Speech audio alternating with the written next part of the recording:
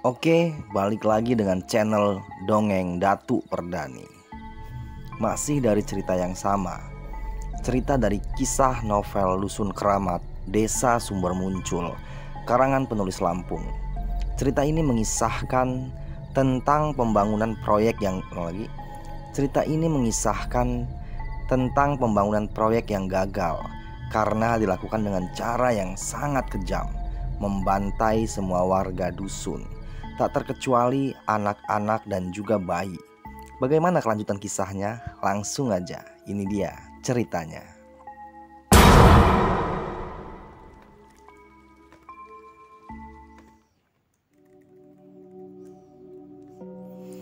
Sekarang kita masuk ke subjudul Sarjana Kurang Ajar. Sudah bertahun-tahun Sekdes mempunyai utang lantaran suka main perempuan. Seminggu sekali dia selalu menginap di suatu kampung dalam desa lain yang menjajakan prostitusi. Dia menghabiskan banyak uang, bahkan sampai utang demi menikmati nafsu sesaat. Kadang dia sampai digebuk para algojo kampung lantaran tidak sanggup membayar setelah menikmati pelepasan hasrat. Kades sudah tahu gelagat orang itu. Akan tetapi dia tidak bisa main enak saja memecat seseorang, apalagi dari desa tersebut. Hanya lelaki yang suka menampar istri itulah yang sarjana. Yap, pria tak tahu diri itu menampar sang istri yang selalu membenahi rumah dan menyiapkan pakaiannya.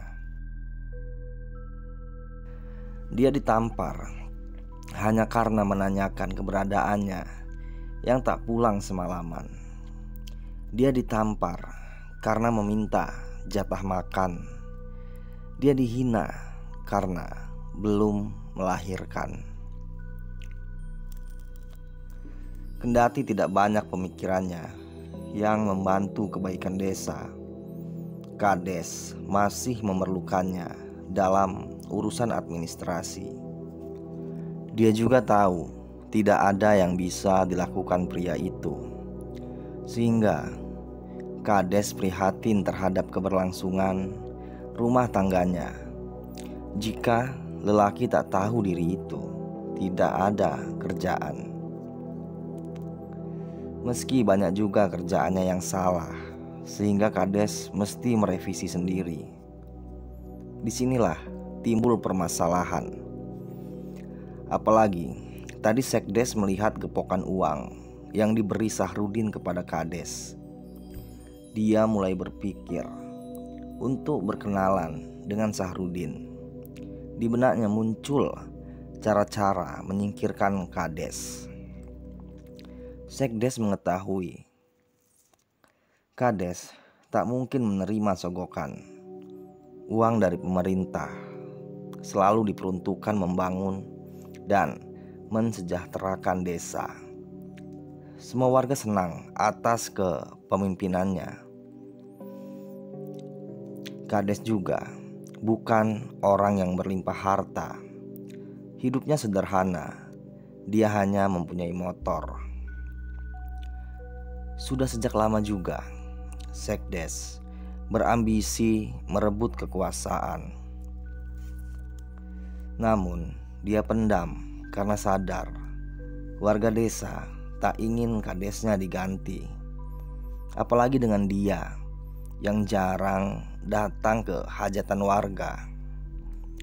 Dia lebih memilih tidur karena lelah memikirkan cara untuk meraup keuntungan sebanyak mungkin dari jabatannya itu. Kades pernah menegurnya. Warga desa yang hendak menikah mengeluh kepada Kades perizinan pernikahannya dipersulit Sekdes.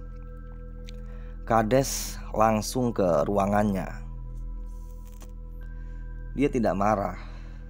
Dia hanya menasehati agar Sekdes bekerja maksimal untuk kepentingan desa dan ikhlas menerima upah yang telah ditentukan negara. Akan tetapi, Sekdes tidak menerima nasihat itu. Dia makin dendam dan ingin menggantikan posisinya. Hal berbeda terjadi dalam benak Kades. Sedikit pun dia tak berniat melenyapkan Sekdes saat itu. Dia masih mempercayainya. Dia memandang tidur Ki Abdullah yang pulas. Namun ada hal yang mesti diketahui. Sebelum tertidur pulas, Ki Abdullah lebih dulu mandi dan menggunakan pakaian pemberian Kades. Kades sendiri yang mencari baju dan celana untuk tamu tak diundang itu. Dia rela membongkar pakaian lalu merapikan kembali. Tujuannya hanya menemukan pakaian yang cocok untuk Ki Abdullah. Kades tahu siapa Ki Abdullah, namun hanya sebatas kenal dan tahu. Dia tidak begitu akrab. Sesekali mereka pernah bertemu, namun hanya sebatas mengurus administrasi warga Dusun Keramat.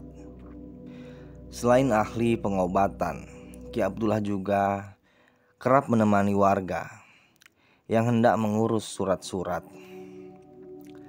Mereka tidak banyak bicara. Setiap bertemu hanya sebatas menyapa. Ki Abdullah sendiri tidak mengetahui alamat rumah Kades. Dia hanya berjalan dan kebetulan rumah Kades tidak jauh dari batas pelariannya. Namun disinilah petaka kematian Ki Abdullah. Sekdes jahat berhasil bertemu dengan Sahrudin. Ceritanya, burung-burung bercericit mengiringi mentari menyapa hari. Seperti biasa, orang-orang bersiap melakukan rutinitas. Begitu juga Sekdes. Dia pacu kendaraan roda 2 menuju balai desa. Kejahatan bertemu dengan kejahatan.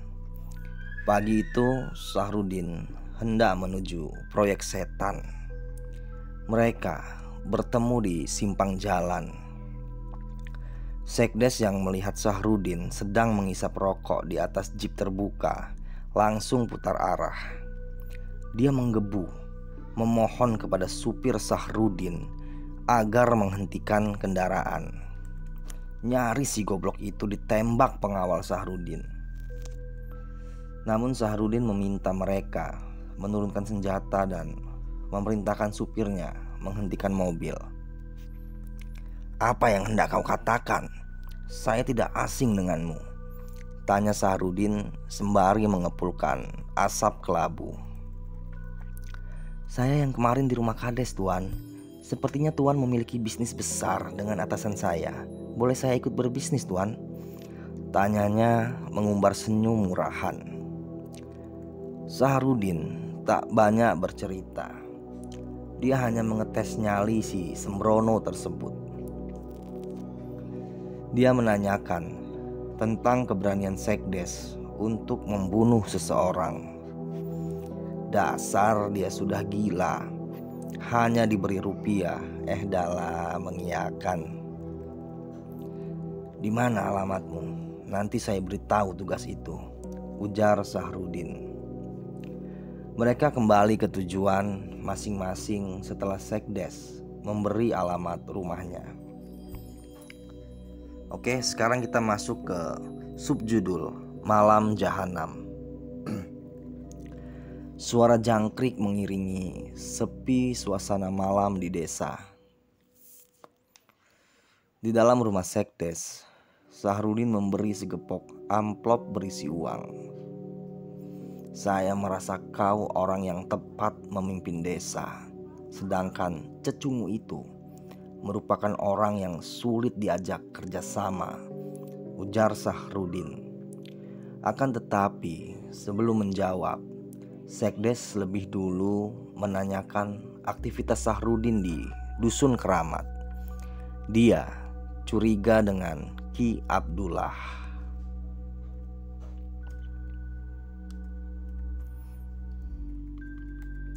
Mengapa sampai ada warga Dusun Keramat yang mendatangi rumah Kades? Dia dekil, wajahnya menyimpan kengerian. Sergah Sekdes. "What? Tugasmu habisi dia juga," sergap Sahrudin sembari memberi uang. Mereka tertawa bersama.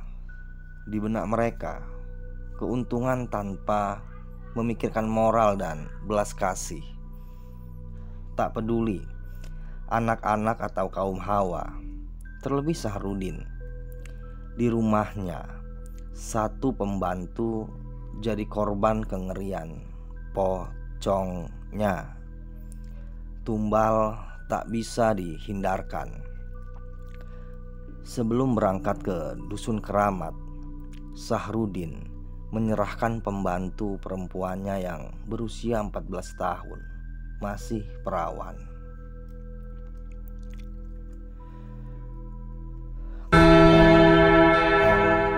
Teng, suara jam klasik di ruang tamu rumah megah Sahrudin. Pocong melayang, menggeram melalui lorong-lorong gelap. Wanita yang dijadikan tumbal terbangun. Dia merasa haus dan gerah. Namun di atas kepalanya pocong melayang. Bau busuk menyeruak mengisi kamar itu. Tepat ketika mata perempuan itu terbuka, lampu kamarnya berkedip. Dia tak kerasan untuk berbaring lebih lama. Selain haus, bau busuk amat mengganggunya. Ketika dia menoleh ke samping, wajah hitam legam dan mata yang merah terpampang di hadapannya. Dia menjerit, lalu tergeletak. Tidak ada bercak darah ataupun tanda benturan. Pagi itu, istri dan anak serta pembantu Sahrudin yang lain berduka. Dokter menyatakan Mira meninggal karena serangan jantung.